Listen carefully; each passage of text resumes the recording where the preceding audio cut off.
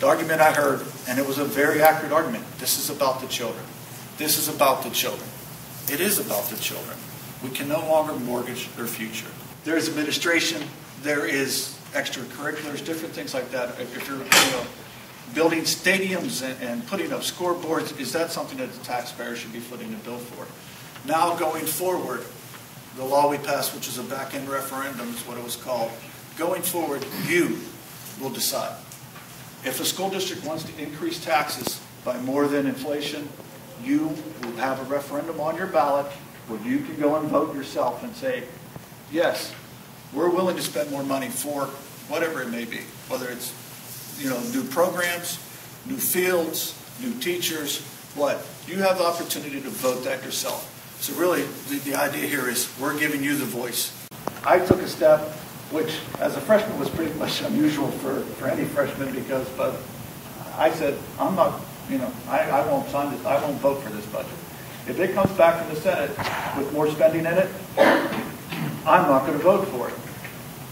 Some other fiscal conservative members of the House, we penned a letter, put 22 of our names on it, sent it to the Senate, sent it to the governor, and said, look, if this budget comes back with one penny over $27.3 billion, you don't have 22 Republican votes, and this thing will not pass.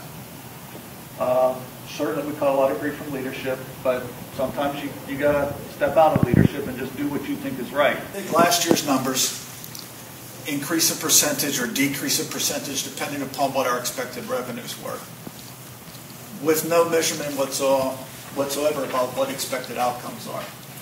The bill I'm working on, which is in State Government Committee right now, is a performance-based budgeting bill which says before you even get funding, you need to tell us what your expectations are, what your expected outcomes are, and we'll measure against those outcomes. Now, if you don't meet your outcomes, that doesn't necessarily mean your funding is going to get cut.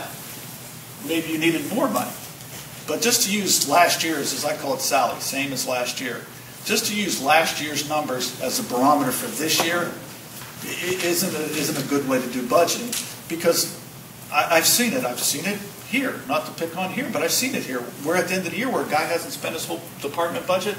He's gone out buying pencils and stuff like that he doesn't need just to use up his budget so he gets the same amount next year.